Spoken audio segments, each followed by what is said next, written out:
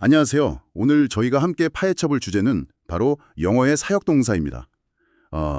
사역동사.pdf라는 자료를 바탕으로요. 왜 많은 분들이 make, have, let 이런 동사들을 헷갈려 하시는지, 그리고 이 동사들이 가진 그 숨겨진 의미랄까요? 또 미묘한 차이점은 뭔지 좀 깊이 있게 살펴보려고 합니다. 그러니까 단순히 문법 규칙 나열하고 그런 게 아니라 이 자료가 어떤 통찰력을 주는지, 그래서 여러분의 영어 실력에 어떻게 좀 실질적인 도움이 될 수 있을지 여기에 초점을 맞출 거예요. help나 get 같은 비슷한 동사들도 있고 특히 그 have 동사 있잖아요. 그거 좀 까다롭던데 그런 흥미로운 지점들까지 같이 짚어보겠습니다. 자, 한번 시작해볼까요? 네, 반갑습니다. 사역동사, 그 causative verbs라고 하죠. 이게 참 영어 학습자들이 자주 부딪히는 그런 허들 중 하나예요. 오늘 주신 그 사역동사.pdf 자료 보니까요. 이 동사들이 그냥 단순히 누군가에게 무언가를 시키다. 이런 표면적인 의미를 넘어서 그 안에 담긴 어떤 강제성, 허락, 또 요청, 도움, 심지어는 설득의 정도까지 이게 어떻게 다르게 표현되는지를 잘 보여주고 있더라고요. 네, 그래서 오늘 대화의 목표는 이 자료를 통해서 그런 미묘한 차이들을 명확히 이해하고 또 왜 그런 구조를 쓰는지 그 원리까지 파악해서 실제 영어 사용에 좀 자신감을 더하는 데 있습니다. 그냥 암기하는 것 이상으로요. 그 이해, 그게 중요하죠. 맞아요. 진짜 그냥 외우세요. 이게 아니고 왜 그런지를 아는 게 핵심인 것 같아요. 그럼 자료 첫 부분부터 한번 보죠. 가장 대표적인 사역동사 make, have, let 이게 나오는데 공통적으로 사역동사 플러스 목적어 플러스 동사 원형 이런 구조를 가진다고 설명하잖아요. 예문으로 It will make your eyes feel more comfortable 이게 나왔는데 그것은 너의 눈을 더 편안하게 할 것이다. 이런 뜻이죠. 구조 자체는 되게 간단해 보이는데 문제는 이 세 동사를 언제 어떻게 구분해서 써야 하나 이거 아닐까요? 정확합니다. 구조는 같지만 이 세 동사가 전달하는 그 느낌, 그러니까 뉘앙스가 완전히 달라요. 이 차이를 놓치면 좀 어색하거나 심지어는 약간 무례하게 들릴 수도 있는 영어가 될 수도 있거든요. 자료에서 let부터 설명을 하는데 let의 핵심은 허락입니다. 허락. I will let you go. 가도록 허락해줄게. 나 아니면 I will let you ride my new longboard. 내 새 롱보드 타게 해줄게. 이런 예문을 보면 상대방의 의사를 좀 존중하거나 아니면 무언가를 하도록 약간 길을 열어주는 그런 관대한 느낌이 강하죠. 어떤 행동을 막지 않고 허용한다. 여기에 가깝습니다. 레슨 허락. 이건 비교적 좀 명확하게 와닿네요. 그럼 have는 어떤가요? 자료 예시가 I will have my brother clean my room. 내 남동생이 내 방을 치우도록 할 것이다. 인데 이건 허락이라기엔 좀 그렇죠. 약간 동생한테 야, 방 좀 치워 이렇게 말하는 상황에도 가까워 보이는데 그럼 이건 make랑 비슷한 거 아닌가요? 네, 좋은 질문입니다. 회부도 분명히 시키다의 의미가 있는데 메이크와는 결이 좀 다릅니다. 자료에서도 이 점을 짚어주는데요. 해부는 보통 당연히 해야 할 일을 지시하거나 아니면 어떤 서비스를 요청하거나 필요한 상황을 이렇게 마련하는 것에 가깝습니다. 예문처럼 동생한테 방 청소를 시키는 건 뭐랄까 가족 구성원으로서 할 법한 일을 요청하는 거죠. 또는 미용실 가서 I'll have the stylist cut my hair 이렇게 말하는 것처럼 전문가에게 서비스를 맡기는 상황에도 쓰이고요. 그러니까 메이크처럼 어떤 강압적인 느낌보다는 좀 더 중립적이거나 일상적인 지시에 해당한다고 볼 수 있죠. 아하, have는 강제라기보다는 그냥 일상적인 지시나 요청, 아니면 상황 마련. 네네, 듣고 보니까 make랑 차이가 느껴지네요.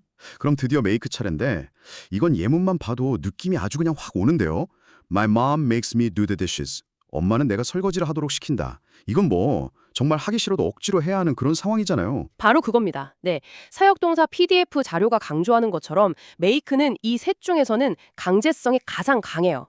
주어가 목적어의 의지랑 상관없이 때로는 그 의지에 반해서 어떤 행동을 하도록 만드는 거죠. 엄마가 설거지 시키는 예시가 아주 딱이죠. 아이들은 보통 설거지 좋아하지 않으니까요. 또는 슬픈 영화가 우리를 울게 만들 때 The movie made me cry 이렇게 표현하는 것처럼 감정이나 상황이 우리한테 어떤 영향을 미쳐서 특정 행동을 유발할 때도 자주 쓰입니다. 그래서 정리하면 let은 허락, have는 일상적 지시나 마련, make는 강제. 이 세 가지 동사가 가진 어떤 힘의 세기, 그러니까 뉘앙스를 구별하는 게 사역동사 정복의 첫걸음이라고 할 수 있겠습니다. 허락, 지시 마련, 강제. 와, 이렇게 정리하니까 머릿속에 딱 그림이 그려지는 것 같아요. 단순 암기가 아니라 각 단어가 가진 어떤 사회적인 혹은 감정적인 무게를 이해하는 게 중요하군요.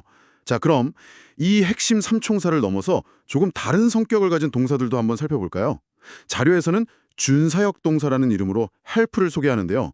이건 왜 준이라는 말이 붙었을까요? 뭔가 좀 부족한 건가요? 하하, 부족하다기보다는요. help가 준사역동사로 불리는 이유는 앞서 본 그 make, have, let처럼 목적어에게 어떤 행동을 하도록 영향을 주기는 하는데 그 방식이 시키거나 허락하는 게 아니라 돕는 것이기 때문입니다. 의미 자체가 다르죠. 그리고 구조적으로도 큰 차이가 있어요. 자료 예문을 보면 명확해지는데 The massage will help you to feel better. 나 I helped Julia to cook breakfast for the family. 처럼 그 목적격 보호로 동사 원형 feel, cook 뿐만 아니라 to 부정사 to feel, to cook도 올 수 있다는 점입니다. 오, 그렇네요. 그 괄호 안에 to가 있어서 써도 되고 안 써도 된다는 그런 표시군요. make, have, let은 동사 원형만 썼는데 help는 왜 이렇게 유연성을 가지는 걸까요? 뭐 의미 차이가 있나요? 동사 원형 쓸 때랑 투부정사 쓸 때랑 느낌이 다른가요? 네, 일단 문법적으로는 둘 다 맞습니다. 의미 차이에 대해서는 사실 의견이 좀 분분하긴 하는데 일반적으로는 동사 원형을 쓰면 좀 더 직접적이고 즉각적인 도움, 그러니까 행위 자체에 초점을 맞추는 느낌을 준다고 하고요. 반면에 투부정사를 쓰면 그 행위를 통해 얻게 될 결과나 목표에 조금 더 무게를 두는 뉘앙스가 있다고 보기도 합니다.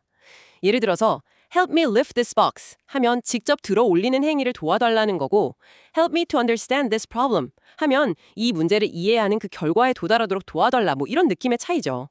하지만 자료에서도 언급하듯이 현대 영어, 특히 미국 영어에서는 이런 구분 거의 없이 혼용해서 쓰는 경향이 강합니다. 중요한 건 help보다 돕다라는 핵심 의미를 가지고 구조적으로 동사 원형과 투부정사 모두 가능하다는 그 유연성을 기억하는 것입니다. 아, 돕는 거니까 형태도 좀 너그럽다. 이렇게 생각하면 좀 쉽겠네요. 이거 흥미로운데요. 그럼 또 다른 동사, 개수는 어떤가요? 이것도 약간 뭐뭐하게 하다. 이런 의미가 있는 것 같은데 자료에서는 help와는 달리 목적격 보호로 투부정사만 쓴 거고 딱 명시하고 있어요. 예문이 He got our dreams to come true. 그는 우리의 꿈이 실현되게 했다. 이건데 왜 get은 동사 원형은 안 되고 투부정사만 되는 걸까요? 이것도 뭐 get만의 특별한 뉘앙스 때문인가요? 맞습니다. 네. 구조의 차이는 보통 의미의 차이를 반영하는 경우가 많다고 말씀드렸죠.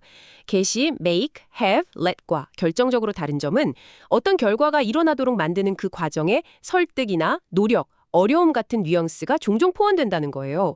make처럼 단순히 그냥 강압적으로 시키거나 have처럼 당연하게 지시하는 게 아니라 상대방을 설득하거나 어떤 방법을 동원하거나 약간의 수고를 들여서 결국 그 행동을 하도록 만들어내는 그런 느낌이죠. 그래서 I got him to wash the car 이렇게 말하면 그냥 I had him wash the car보다 그가 차를 씻도록 설득하거나 노력해서 만들었다는 그 과정이 좀 더 부각될 수 있습니다. 아, get는 그 설득이나 노력의 과정이 숨어 있을 수 있군요. 그래서 뭔가 목표 지향적인 느낌을 주는 투부정사랑 더 잘 어울리는 거군요.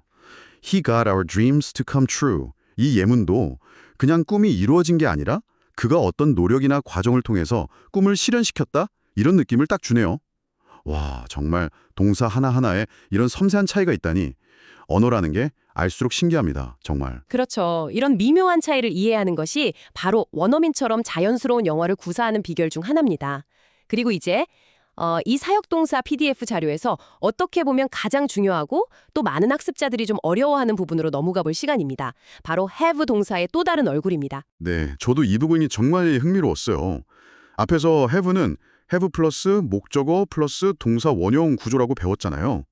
I had him repair my computer. 나는 그에게 내 컴퓨터를 고치게 했다. 이렇게요. 그런데 자료를 보니까 항상 그런 건 아니라고 강조하더라고요. 목적어랑 그 뒤에 오는 동작의 관계가 수동일 경우에는 동사 원형이 아니라 과거분사, pp를 써야 한다. 이렇게 나와 있어요. 예시로 든 문장이 I had my computer repaired. 나는 내 컴퓨터를 수리시켰다. 이건데 와, 이건 진짜 헷갈릴 수 있겠는데요. 둘 다 have를 썼는데 왜 뒤가 다르죠? 네, 이 부분이 바로 have 동사의 아주 핵심적인 특징이고 또 많은 분들이 혼동하시는 지점입니다. 핵심 열쇠는 목적어가 뒤따르는 동작을 직접 하는가, 능동, 아니면 당하는가, 수동, 이걸 파악하는 데 있습니다. 첫 번째 문장, I had him repair my computer. 여기서는 목적어가 him, 그죠?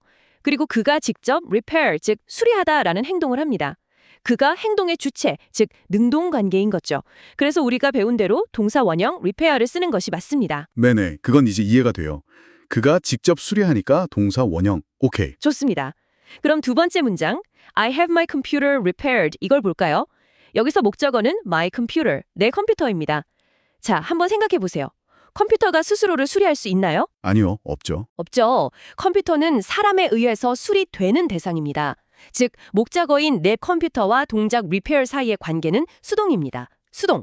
컴퓨터가 행동을 당하는 거죠.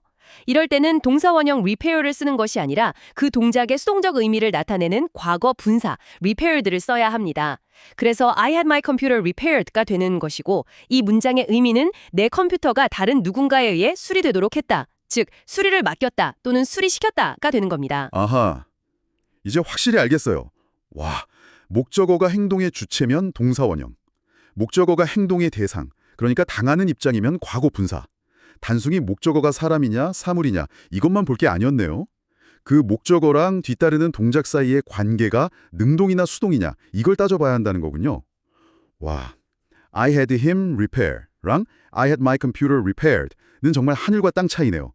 이건 정말 이 자료의 핵심적인 통찰 같습니다. 그렇습니다.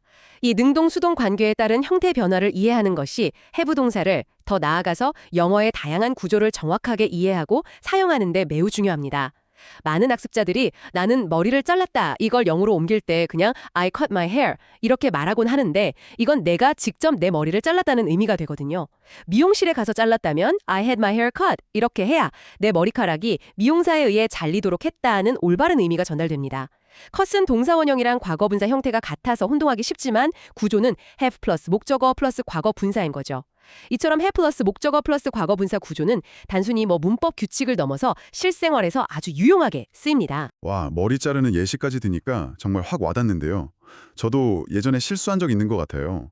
I had my hair cut 이라고 해야 하는데 I cut my hair라고 해서 친구가 좀 놀란 표정을 지었던 기억이 얼핏 나네요.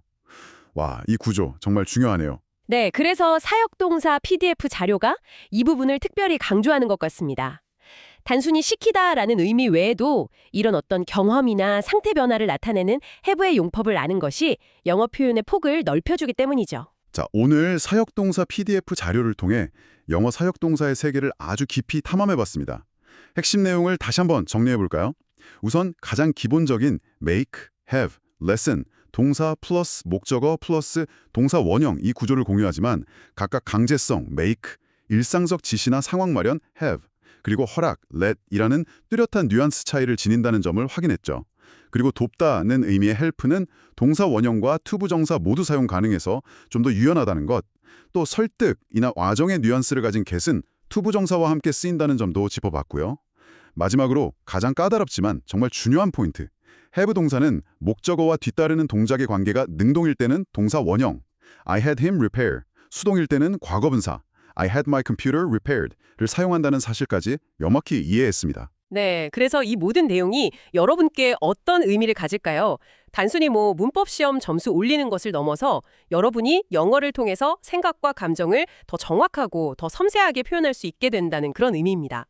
왜 원어민이 어떤 상황에서는 make를 쓰고 또 다른 상황에서는 have나 get을 선택하는지 그 이유를 이해하게 되면 영어를 듣거나 읽을 때 더 깊은 의미를 파악할 수 있고요. 직접 말하거나 글을 쓸 때도 훨씬 더 자연스럽고 효과적인 의사소통이 가능해집니다.